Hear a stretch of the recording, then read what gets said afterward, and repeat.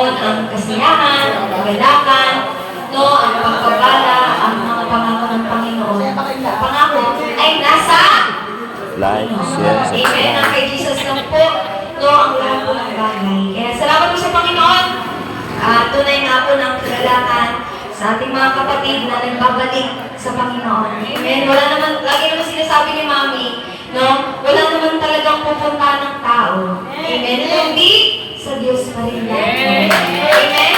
Kasi sa Diyos tayo lahat umuwi. Di ba? Maraming nawala, maraming umalis, maraming nagpahinga. Amen. May mga pangyayari, sitwasyon talaga na nangyayari at nagaganap yun. Amen. Pero ang pinakamaganda doon, syempre, pipiliin mo pa rin ang Diyos sa kabila ng mga sitwasyon na hindi mo naunawa. Na nangyayari at naganap. Amen. Hindi naman po natin lahat ginusto eh. Lahat naman po tayo nangangarap na araw-araw masaya. Araw-araw tumatawa, araw-araw nakangiti, araw-araw walang problema. Yan po ang pangarap natin. Amen. Araw-araw. Yan din naman po ang pangarap ng Diyos sa ating mga buhay. Pero dahil nga po, si Satanas ay nasa lupa, nasa mundo, talagang papalungkutin ka niya. Kaya nga ako minsan yung kapatid ko nagpapatugtog ng nakakalungkot. Alam mo, kaya ka nalulungkot kasi patugtog ka ng nakakalungkot. Amen? Kung praise and worship yung pinapatugtog mo, baka yung pananampalataya mo tumataas pa. Pero yung may mga kantang, may mga, ang tataas, tapos parang yung puso mo, pag narinig mo yung kantang yun, parang binabarena, yun po sa mundo. Pero tuloy, kahit hindi ka naman malungkot, nalulungkot ka. Kasi narinig mo yung mga kantang nakakalungkot sa mundo. Pero salamat sa Panginoon! Dahil yung mga kanta sa Panginoon ay siya pong nakakagalak, nakakasaya, nakakapagpuli. Amen. Palapakan mo nga po muna si Lord. Tayo pinadako sa pangako ng Panginoon. Kagaya ng awit, sa Panginoon lang po tayo, sa Diyos, kay Jesus Christ lang po tayo umaasa at lumalapit at lalapit. Dapat po yun mangyari sa ating buhay na sa Diyos lang tayo lalapit. Amen. Kasi alam niyo ang Diyos, hindi niya tayo itataboy, hindi niya tayo huhusgahan. Di ba, kagaya ng gabi sa ating revelation, hindi po pinuputol ng Diyos yung tambong marupok. Alam natin mga tambong marupok, di ba, pag ginanon mo yun agad yun, amen? Basang agad yun, pero ang Diyos, si Jesus Christ, hindi niya po hinahayaan na mawasak yung mga marurupok, yung mga mahihina. Hello? Kaya tayo patuloy na sa Panginoon dahil po yun sa grasya at pababa ng Panginoon. Kasi meron nga, isa lang meron nga, pag naano mo lang parang nasabi mo lang, gagawin na, parang yung tumaas na yung boses mo, parang lagi kang galit, tapos ang sama na ng loob. Galit ng Panginoon, ayaw ni Lord yan, amen? Pero naunawa ng Diyos sa mga bagay, pero iintay ng Diyos yung pagiging matatag natin sa Panginoon. Amen? Makipagbukas po ko sa inyo sa aklat po ng Galatia chapter 6, verse 7 to 9, na sabi po ng salita ng Diyos, and I believe in my heart na sa maikling salita ng Panginoon ay merong sasabihin si Lord. Amen? Ang sabi po, ulitin ko po, sa Galatia chapter 6, verse 7 to 9, huwag ninyong linlangin ang inyong sarili. Amen? Maraming tao, dinadayang ba yung sarili na lang. Di totoo yung kakampi niyo yung mga sarili niyo. Totoo ba yun? Yung sinasabi ng mundo, sarili mo na lang yung kakampi mo, hindi naman Yung sarili mo pa ngayon, natutulog, yung tamad-tamad, yung ayaw sumabos. Hindi totoo yan. Amen? Ang Diyos ng ating kakampi. Ang sabi ng salita ng Diyos, huwag ninyong lindangin ang inyong sarili. Hindi maaaring tuyain ang Diyos. Alam mo ba sa yung tuyain, biruin? Hello? Hindi maaaring tuyain ang Diyos. Kung ano ang itinanim ng tao, iyon din ang kanyang aanin. Verse 8.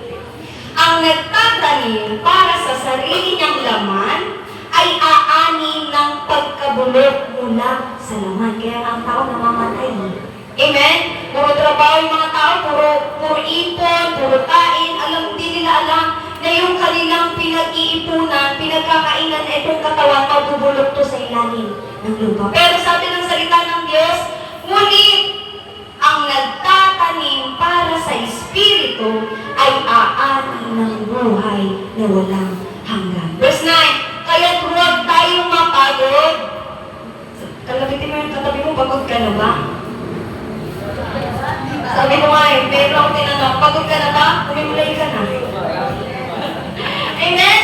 Pero sabi ng salita ng Diyos, kaya't huwag tayong mapagod. Saan daw po? Sa paggawa ng mabuti. Sapagkat, ito ang pangako ng salita ng Diyos, sapagkat pagdating ng takdang panahon, in the right time, in proper time, sa wig ng Panginoon, ang sabi ng salita ng Diyos, sapagkat pagdating ng takdang panahon, tayo ay aani kung hindi tayo susunod. Palakpakan din natin ang pagkabasa ng salita ng Diyos. Napakasarap namnamin, napakasarap nguyain ang salita ng Panginoon na makita po natin. Church, na hindi daw po natin madadaya, hindi natin mabibiro ang Panginoon na kung ano ang itinatanim mo ngayon sa ating buhay, yan din daw po ang aani mo sa iyong buhay.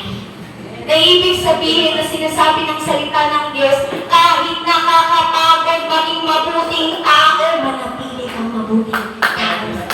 No! Kasi marami ngayon eh, ako, isa sabi ko kay Lord, ang hirap naman maging mabuting tao, nakakapagod ang mabuting tao. Lahat na lang ginagawa mo, lahat na sinasabi mo, pinagpe-pray mo, nagagalit pa sa'yo, ganyan pa sinasabi. Church, di ba nakakapagod? Pero ang salita ng Diyos ay buhay na sinasabi niya, huwag kang mapagod magawa ng mabuti. Bakit? Kasi sa takdang panahon ng Diyos ay aanihin mo rin kung ano ang iyong itinatawag. Kaya nga, church, nabasa natin sa salita ng Diyos sa Kawikaan chapter 11, 24-25. Ang taong matulungin, ano daw? Ang taong matulungin ay lalo, ang taong mapagbigay ay lalo, mayaman. Ang taong matulungin ay lalo, sumasagana sa buhay at darating ang panahon na tiyak na sila rin po ay tutulungan. Ano ba sabi po ng Matthew chapter 6, verse 14 to 15, kung di ako nagkamali, magpatawad ka para patawarin ka rin. Sabi ng Lucas 6, verse 37 to 38, di ba? Sabi mo, magpatawad ka at ikaw'y papatawarin din. Magbigay ka at ikaw'y bibigyan mo. Napansin nyo? Lahat ng ginagawa natin may balik. So, ibig sabihin, yung mga pangako, yung mga pagpapala ay nakadepende sa iyong buhay, sa iyong itinatanim. Di naman po sa lahat ng panahon na yung ginawa mo ng mabuti, sila'y magbabalik sa iyo. Alam nyo, sa paggawa natin ng mabuti sa ating kapwa, huwag tayong umasa na sila rin ang magbabalik ng kabuti ang ginawa natin. Ang asahan natin ay ang Diyos na magbabalik ng lahat natin ibinigay, lahat natin ginawa, lahat ng tulong natin ginawa. Amen? Kasi sabi ng salita ng Diyos, kapag hindi ka susunod, kaya talo ng sumusukoy. Talo yung nag-give up sa Panginoon, yung ayoko na. Kasi apakahirap kayo maging mabuti sa panahon ngayon. Parang isa nga sa sobra, paano gusto tamampasin ng Biblia sa mukha? Diba? Minsan masasabi mo yun Para saan? Para, alam mo yung gumising ng utak, ng tao. Alam mo yung magising sila sa katotohanan na lahat tayo mamamatay. May mga tao, takot na takot pag sasabihin mo, laging alam nyo, isang bagay na gusto ko palagi, binibigas na aking bibig, tandaan mo na lang na tayo mamamatay. Please, lahat tayo mamamatay. Kaya nga sabi ng salita ng Diyos, kapag tayo po ay nag-iipon lang patungkol sa laman, puro laman lang, puro trabaho, puro negosyo, puro pag-aaral, pero walang tanong sa Diyos. Eh di walang buhay na lang hanggan. Hello? Maraming tao nakakalungkot. Akala nila, papasok lahat sa langit, pero walang panahon sa Diyos. Papasok sa langit. Kaya nga ako minsan, pag may nagsasabi sa akin, di na tayo papasok ng langit. Sure ka dyan. Sure ka dyan. Amen? Ito nga lang tumatayo Ito nga lang naglilingkod para hindi pa mga sigurado. Ikaw pa kaya na walang panahon sa Diyos. Ay aanin ang buhay na walang hanggan. Church mo. Kaya salamat sa salita ng Diyos. Hindi lang po itong verse ay pagtungkol sa pagbibigay.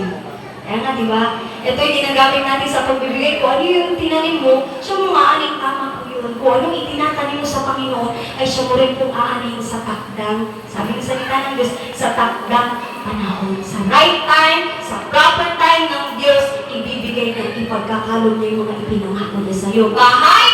Yes, ibibigay ni Lord yan. Lupa? Ibibigay ni Lord yan. Kotse?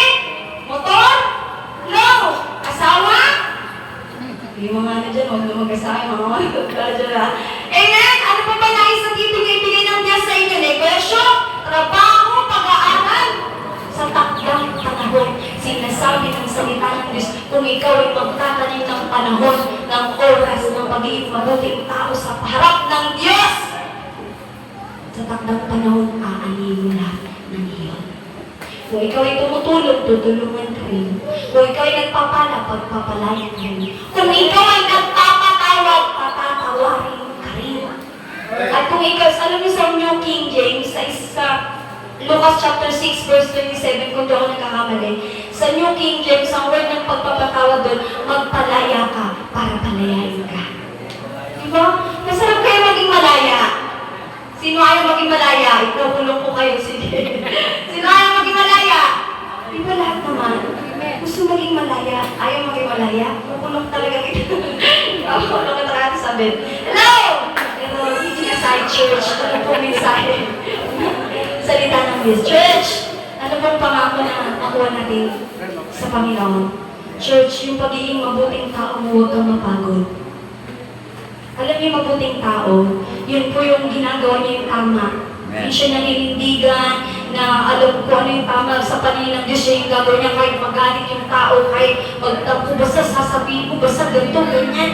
Yun po yung pagiging mabuting tao. Pati yung mga tao na hindi naman karapat-dapat na servan, yung parang, hindi naman to. Kagabi nga sabi kong, dapat talaga tumatalo kayo ng fasting Amen? Yung mga hindi karapat-dapat mahalin, kailangan mahalin. Napakahirap. Yung mga tao hindi naman dapat patawarin, mapatawarin. Amen. Napakahirap. No.